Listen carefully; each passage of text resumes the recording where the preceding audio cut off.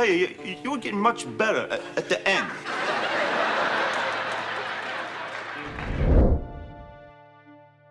Murphy Brown looked like a simple workplace sitcom about a news anchor, but behind the newsroom and the sharp suits, chaos ruled. The star nearly walked away. A vice president declared war on a fictional character, and one baby sparked a national debate that changed television forever. These are 20 secrets about Murphy Brown, hidden for decades. And the bonus, let's just say the show's most famous painted wall hid a devastating truth.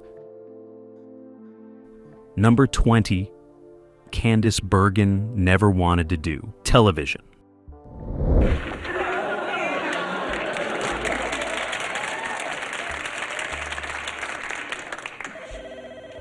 And implied that I was a poor role model for our nation's youth.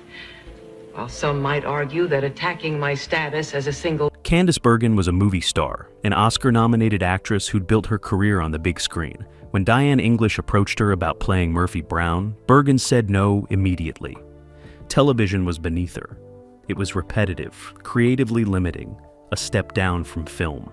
She'd done one failed sitcom years earlier and swore she'd never return. But English wouldn't give up. She sent Bergen the pilot script with a personal note begging her to reconsider. Bergen read it and still said no. Then English did something unusual. She flew to New York, showed up at Bergen's apartment, and refused to leave until they talked. For 3 hours, English explained her vision. Murphy Brown wouldn't be a typical sitcom. It would tackle real issues, challenge stereotypes, make people think. And the character wasn't some generic TV woman. She was sharp, flawed, complicated, real.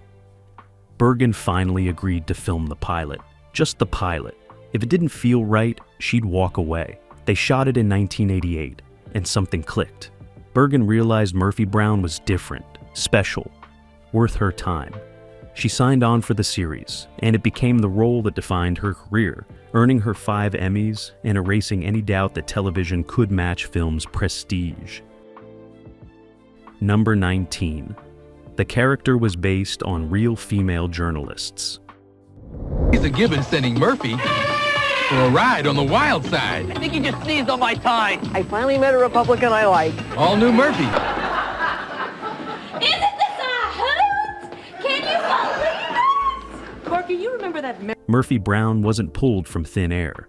Creator Diane English spent months researching female journalists in the 1980s, interviewing them, shadowing them, documenting their struggles. She talked to CBS correspondents, NBC anchors, CNN reporters, and she heard the same stories over and over. These women were brilliant, tougher than their male counterparts, but constantly undermined. They were called aggressive when men were called ambitious. They were questioned about childcare when men never were. They fought for assignments, fought for respect, fought just to stay in the room. English took those real experiences and channeled them into Murphy Brown. The character's competitiveness came from Leslie Stahl. Her sharp wit came from Diane Sawyer. Her refusal to back down came from Connie Chung. Murphy was a composite, a fictional character, built from real pain and real victories. And the women who inspired her noticed. Diane Sawyer later said, "Watching Murphy Brown felt like watching herself, the good and the uncomfortable." Leslie Stahl called the show cathartic, seeing her struggles reflected on screen. Even Barbara Walters, who rarely praised sitcoms, admitted Murphy Brown captured something true about what it meant to be a woman in a newsroom. The show wasn't just entertainment, it was documentation, a record of battles fought by real women who changed journalism forever. Number 18, the show's title, was almost changed by the network. Then I started seeing stuff that sort of shook my faith. After reporting from Beirut, Belfast, Cambodia, going to hell. The only problem is we've got to get some first-hand evidence. I've got to get into that hotel. But Paragon is smart. They're using all their own people as way... When Diane English pitched Murphy Brown to CBS, the network loved the concept but hated the title. They thought Murphy Brown sounded too harsh, too masculine, too unmarketable. They wanted something softer, more approachable. Suggestions flew. FYI, the name of the fictional news show within the show. Headline news, the anchor, woman in charge. English hated all of them. She argued that Murphy Brown was the character's name, and the show was about her. Changing the title would erase her identity before the show even premiered. CBS pushed back. They commissioned focus groups, tested different titles with audiences. The results were mixed. Some people liked Murphy Brown, others found it forgettable, but English refused to budge. She threatened to walk away from the project entirely if they changed it. CBS executives panicked. They'd already invested in scripts, casting, and set design. Losing English meant losing everything. So they made a deal. They'd keep the title Murphy Brown, but English had to agree to network notes on scripts. English accepted, knowing she could fight those battles later. The title stayed. And within weeks of the premiere, Murphy Brown became a household name. The network's fears proved baseless. The title wasn't too harsh. It was perfect, strong, memorable, unapologetic. Just like the character herself. Number 17. The rotating secretary gag was born from desperation. But tonight we thought, let's see what's on the mind of an average American. And so we picked... Did you want an autograph? Autograph? Autograph, no. I'm Miles Silver. Murphy Brown's inability to keep a secretary became one of the show's most beloved running gags. Every episode, a new secretary appeared, stayed briefly, then quit in frustration. The joke worked because it revealed Murphy's impossible standards and complete lack of self-awareness. But it wasn't planned. During the first season, the producers cast an actress as Murphy's permanent secretary. She filmed 3 episodes, and it wasn't working. The chemistry was off. The character felt flat. They needed to replace her, but they'd already established her in the show's continuity. So instead of recasting, writer Rob Bragin pitched a wild idea. What if Murphy just can't keep a secretary? What if her personality is so abrasive that no one lasts more than a week? The writers loved it. They fired the actress and started bringing in guest stars for one-episode secretary roles. Bette Midler, Sally Field, John Hostetter. Dozens of celebrities played secretaries who lasted a day before fleeing. It became a game for viewers. Who would be next? How fast would Murphy drive them away? The gag lasted for years, generating some of the show's biggest laughs. And it all started because one actress didn't work out. Sometimes the best creative choices are just panic disguised as brilliance. Number 16. Faith Ford almost quit over her character's stupidity. If my mother ever knew what I was doing! Look, we're supposed to show up at the party. The damn booth and cast your damn vote!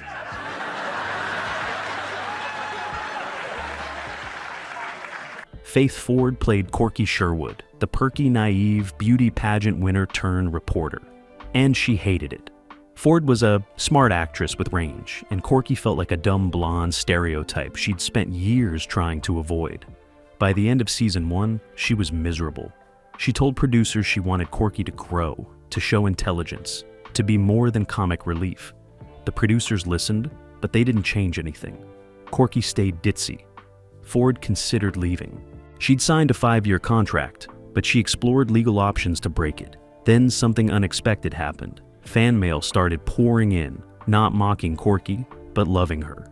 Women wrote about how Corky's optimism inspired them.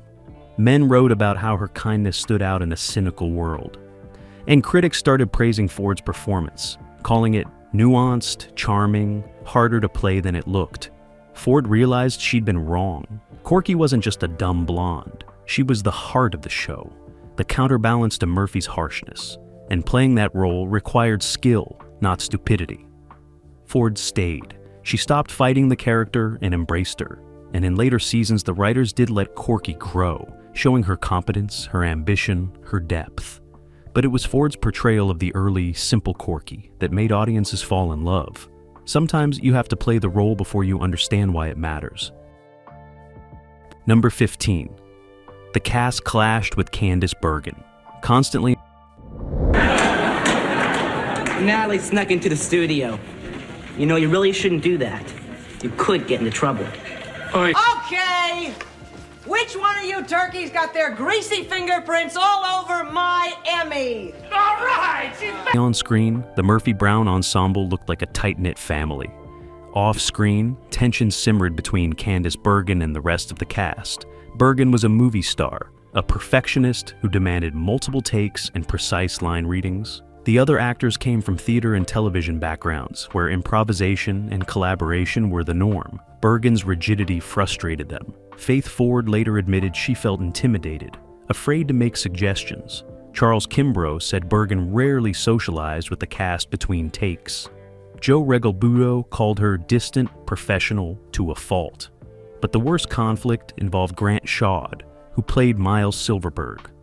In one episode, Shawd improvised a line that got a huge laugh from the studio audience.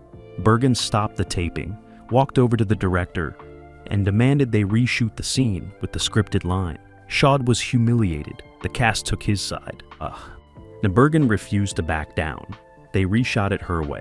After that, the ensemble privately called her the Ice Queen. But here's the twist. Bergen knew about the nickname and didn't care. She later said she wasn't there to make friends. She was there to make the best show possible. And her perfectionism, however cold, elevated everyone's performance. The cast resented her methods, but they couldn't argue with the results. 5 Emmys, critical acclaim, a legacy that lasted decades. Sometimes the coldest person in the room is the one who cares the most. Number 14. The Painted Wall was a tribute to a crew member who died. You do, baby. And when my soul was in the lost and found, but Banter, you scared the hell out of me. I gotta tell you, you were getting much better at the... Murphy Brown's apartment featured a distinctive painted wall, a colorful abstract design that changed every season. Fans assumed it was just quirky production design, a visual signature that made the set interesting. But it was more than that. It was a memorial. In season 2, one of the show's set painters, a young artist named Paul Dooley, died suddenly from a heart attack. He was only 32 years old, beloved by the crew, known for his creativity and his kindness. The production shut down for a week. The cast and crew attended his funeral. And when they returned, they were devastated. Diane English wanted to honor him somehow, to keep his presence on the set. So she made a decision. From that point forward, Murphy's apartment wall would be repainted every season, and each design would be created by a different artist from the crew. It became a tradition, a rotating tribute to Paul Dooley and the unsung artists who made the show beautiful. Viewers never knew.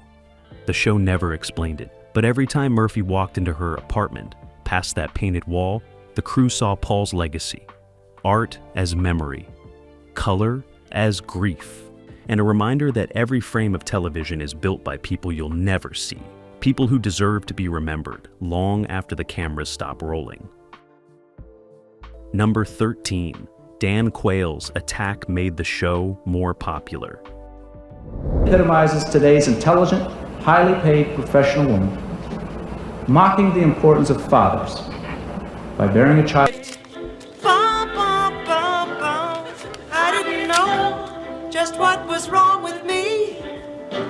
In 1992, Murphy Brown made television history when the title character, a single woman, decided to have a baby without a husband.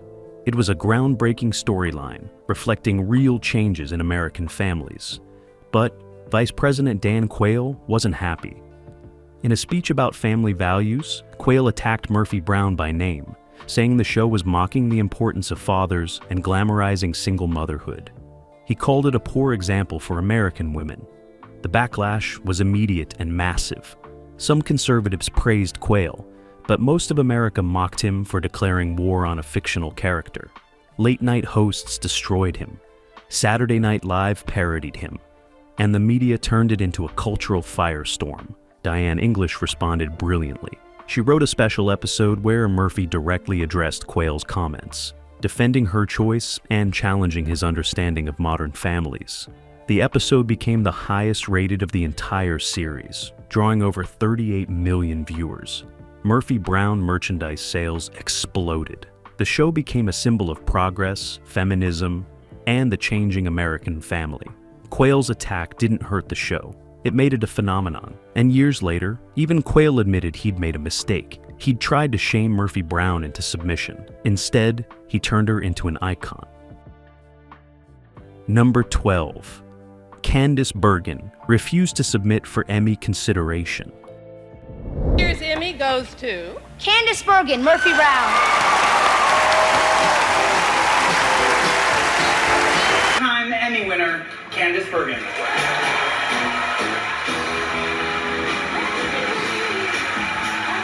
Candace Bergen won 5 Emmy Awards for playing Murphy Brown, dominating the Outstanding Lead Actress category throughout the show's early years.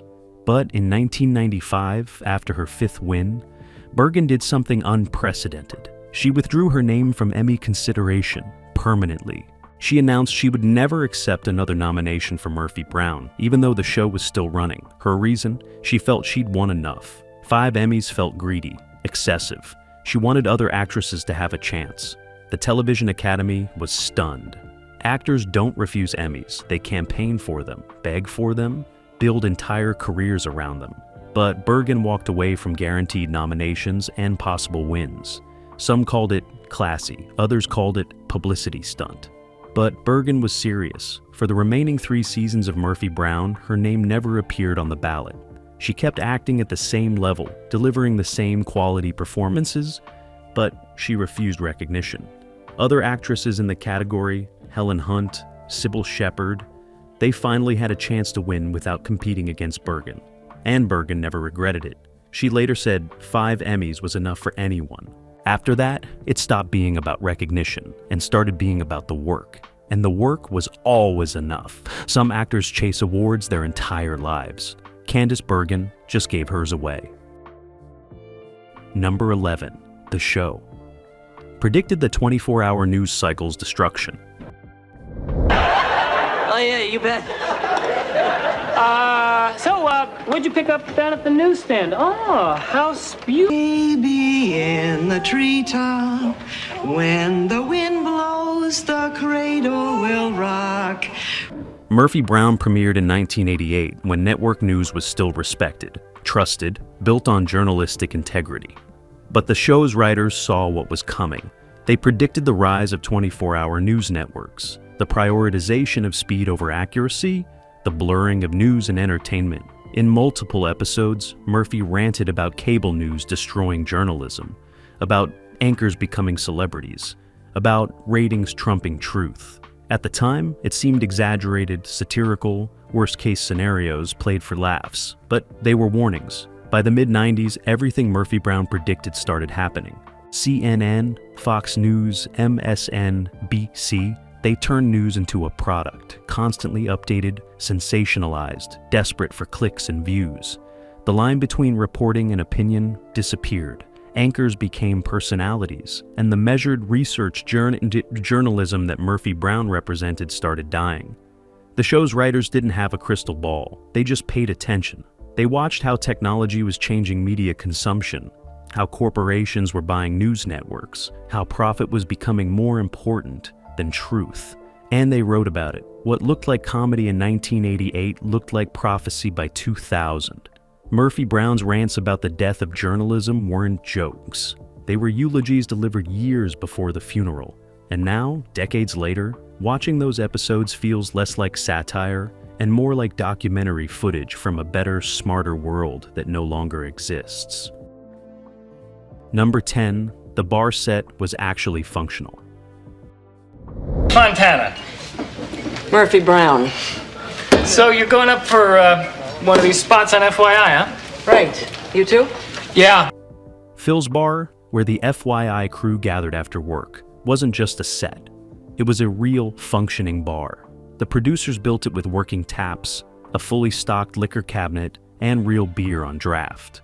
Between takes, cast and crew would actually drink there. Not heavily, but enough to keep the atmosphere loose and authentic. The bartender, Phil, played by Pat Corley, was a real bartender before becoming an actor. He'd actually serve drinks during rehearsals, making real cocktails for the cast while they ran lines. Candace Bergen later admitted she had a glass of wine at Phil's bar after particularly difficult scenes. The tradition became so embedded in production that on Friday nights after wrapping for the week, The entire crew would stay late and have actual drinks at the bar set. Producers would buy rounds. Writers would celebrate finished scripts. It became the show's real heart, the place where the Murphy-Brown family actually bonded. When the series ended in 1998, the final cast party was held on the Phil's bar set. They drank, they toasted, they cried, and then they dismantled it. The bar was auctioned off piece by piece. A fan bought the actual bar top for $15,000. Another bought Phil's cash register. The set was gone, but the memories, lubricated by real alcohol, lasted forever. Number 9, Charles Kimbrough was nearly fired for being too boring. They crowded the floor. Couldn't bear it without you. Don't away. In short, while I can't give you a simple answer, I can tell you that someday you'll look back on this and say, I may have been uncomfortable. Charles Kimbrough played Jim Dial, the uptight old-school anchor who represented traditional journalism. He was supposed to be the straight man, the serious contrast to Murphy's chaos. But after the first few episodes, network executives had concerns. They thought Kimbrough was too boring, too stiff, too forgettable. They wanted someone with more energy, more presence. They suggested replacing him with a bigger name, someone who could hold their own against Candace Bergen. Diane English fought back. She argued that Jim Dial was supposed to be boring. That was the point. He represented the old guard, the dying breed of serious newsmen. His stiffness wasn't a flaw, it was the character. CBS wasn't convinced. They gave English an ultimatum: make Jim Dial more interesting or replace Kimbrough. So English gave Kimbrough better storylines. Episodes exploring his marriage, his career struggles, his friendship with Murphy. And slowly, something magical happened. Audiences fell in love with Jim Dial precisely because he was boring. His decency, his integrity, his quiet strength became the show's moral center. Kimbrough earned 4 Emmy nominations for the role, and CBS quietly stopped complaining. Sometimes the most boring character in the room is also the most important. Jim Dial proved that steady beats flashy, and Charles Kimbrough, the actor they almost fired, became irreplaceable. Number 8. The baby episode required extra security. Here you go. Are you buzzing? At that. Damn, mistake number 1. Oh, I'm sorry. I swore now that's mistake number 2. When Murphy Brown decided to have a baby as a single mother, it wasn't just controversial politically. It received death threats. CBS hired extra security for the filming of the birth episode. Protesters gathered outside the studio. Some carried signs reading, "Shame on Murphy." Others prayed. A few screamed at cast members arriving for work. Inside, the tension was unbearable. Candace Bergen was shaken but determined. The crew worked under armed guards. Diane English received threatening phone calls at home, people promising to destroy her career, her family, her life. The network considered pulling the episode entirely, worried about violence or boycotts. But English refused to back down. She told CBS that if they killed the episode, she'd go public, and the backlash would be worse than any protest. They filmed it anyway. Extra security swept the soundstage daily, checking for bombs or intruders. The studio audience was screened carefully. And when the episode aired, it drew massive ratings and mostly positive reviews. The death threats continued for weeks. Bergen needed a bodyguard. English changed her phone number 3 times. But the episode stood. It made history. It started conversations about single motherhood, women's choices, and family structures that continue today. And it proved that sometimes the most dangerous thing you can do on television is tell the truth. Number 7. Robert Pastorelli's real-life tragedy haunted the set.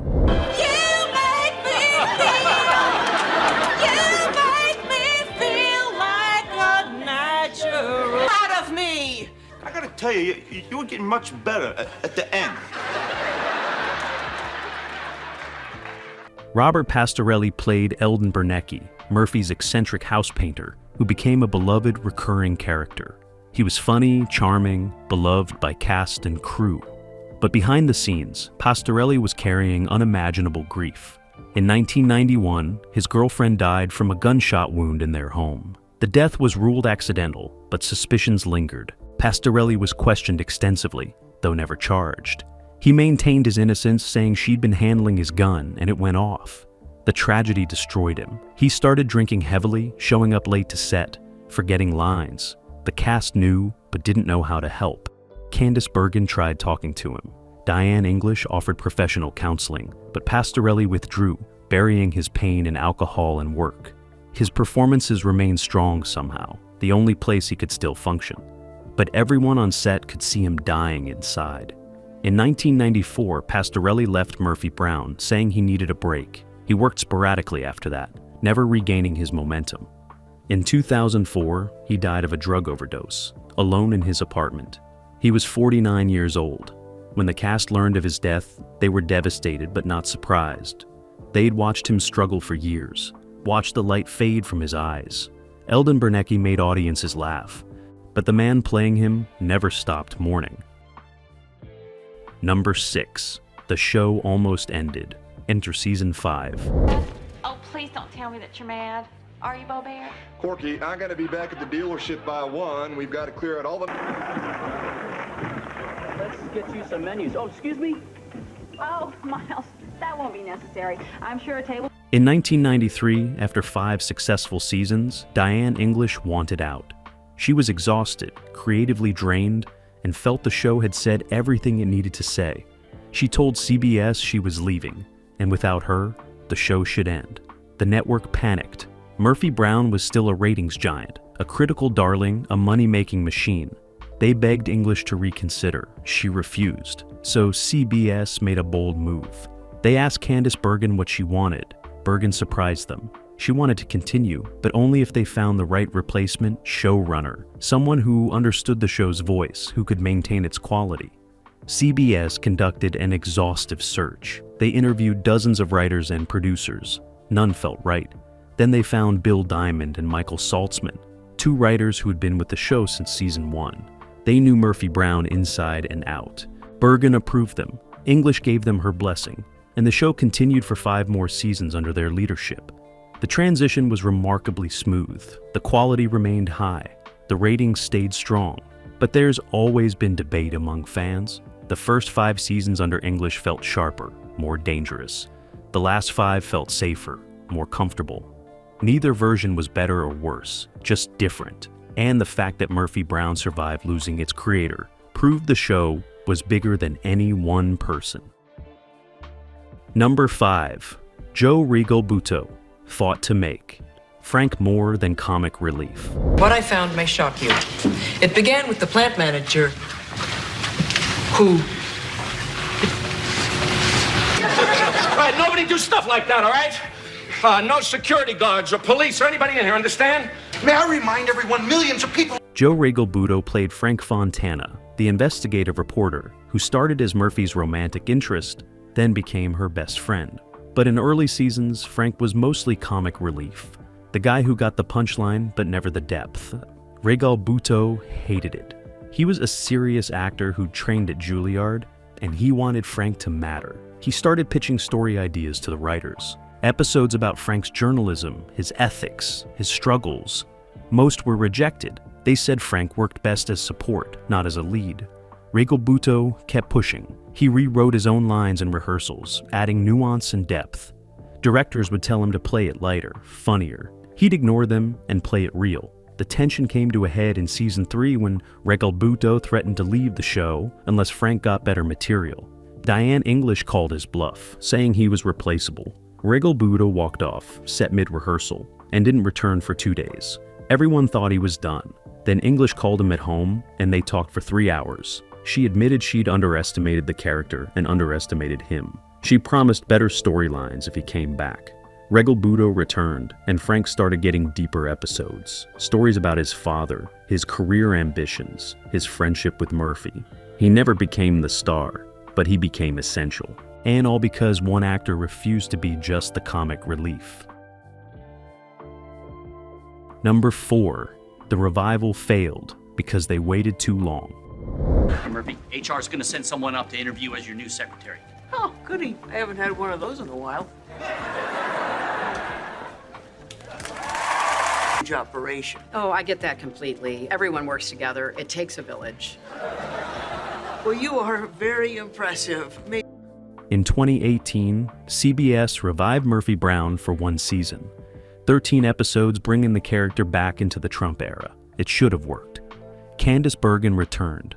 Most of the original cast came back. Diane English wrote several episodes, but it failed. Critically panned, low ratings, canceled after one season. What went wrong? The world had changed too much. In 1988, Murphy Brown felt revolutionary because there were so few shows like it. By 2018, every show had a strong female lead. Every comedy tackled politics. Murphy Brown wasn't special anymore, just old.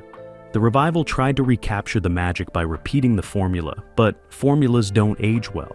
The Trump jokes felt obvious. The newsroom drama felt dated. And Bergen, brilliant as always, couldn't overcome scripts that felt like nostalgia instead of innovation. The cast later admitted they'd waited too long. If they'd revived the show in 2005 or 2010, it might have worked. But 20 years was too much distance. The cultural moment had passed, and trying to force it back was like trying to restart a fire with cold ashes. Some shows should stay in the past, preserved as perfect time capsules. Murphy Brown, 1988 to 1998, was perfect. Murphy Brown 2018 was a reminder that you can never go home again. Number 3. Grant Shaw left because he felt invisible. Hi. Just wanted to come up and introduce myself. Miles Silverberg. Hello. And drop them out in a parachute over the ocean the way they came into the world.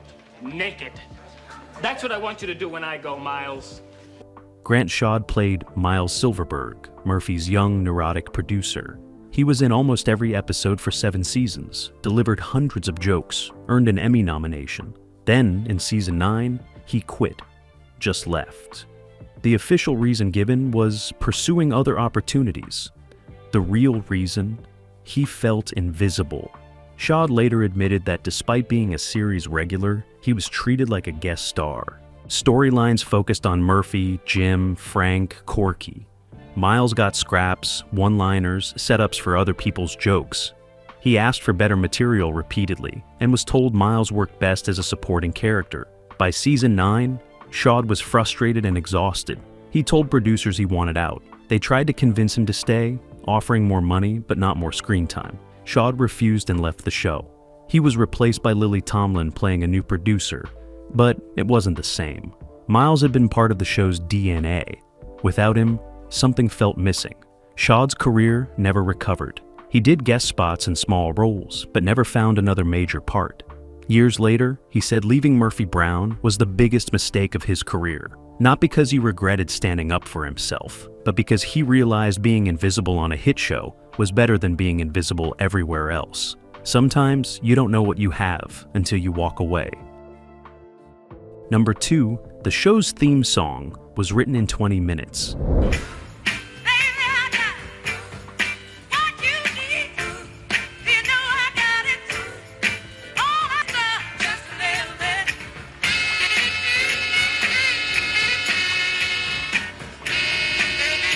The Murphy Brown theme song is iconic, a jazzy, brassy instrumental that perfectly captured the show's energy and Murphy's personality. It sounds sophisticated, carefully composed, the product of weeks of work. It was written in 20 minutes. Composer Steve Dorff was hired to create the theme, and he had weeks to do it, but he procrastinated. He told himself he'd get to it, then didn't. Days passed, then weeks. Finally, the deadline arrived. He had to deliver the theme the next morning. Panicked, Dorff sat at his piano at 11 p.m. and just started playing. He thought about Murphy, her toughness, her vulnerability, her rhythm, and the melody came out fully formed, like it had always existed, and he was just discovering it. He recorded a rough version on a tape recorder, added some brass in his head, and went to bed. The next morning, he presented it to Diane English. She loved it immediately. No notes, no changes. It was perfect. They recorded the full orchestral version with minimal adjustments from Dorff's 20-minute sketch, and that's what aired for 10 seasons. The theme that defined Murphy Brown, that became synonymous with smart, sophisticated television, was written in less time than it takes to watch an episode. Sometimes genius isn't about effort. It's about capturing lightning in a bottle when the deadline forces you to stop overthinking. Number 1, Candace Bergen donated her entire salary from the final season. Senator Doonesbury, what is happening to this country? It's like people are obsessed. You can't turn on the television or the radio without hearing Holly this, Holly that. Meanwhile, there's... Stan, it's Murphy. I brought you some flowers. In 1998, Murphy Brown aired its final season. 10 years, 247 episodes, an unprecedented run. Candace Bergen was making $650,000 per episode, one of the highest salaries in television. She'd earned every penny, but she did something extraordinary.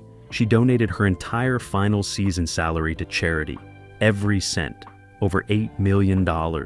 She gave it to women's organizations, journalism schools, and single mother support groups. The donation was done quietly. No press release, no announcement. Bergen didn't want credit. A journalist discovered it months later while researching charitable giving among celebrities. When asked why, Bergen said she'd made enough money. The final season wasn't about getting paid. It was about saying goodbye properly, honoring the character, finishing the story right. She already had wealth, fame, 5 Emmys. What she wanted was to leave Murphy Brown with dignity and use her position to help people who needed it more. The cast didn't know until after filming wrapped. When they found out, they were stunned. Some felt inspired, others felt guilty for taking their own salaries. But Bergen never made them feel bad. She just quietly gave away millions and moved on. It's the most selfless act in television history, and almost nobody knows about it. Murphy Brown made Candace Bergen rich, and she spent her last season giving it all back. Murphy Brown wasn't just a newsroom comedy. It was death threats, donated salaries, political wars, and a painted wall hiding grief. A show that predicted the future while fighting to survive the present. Because Murphy Brown never backed down. Not once. Not ever.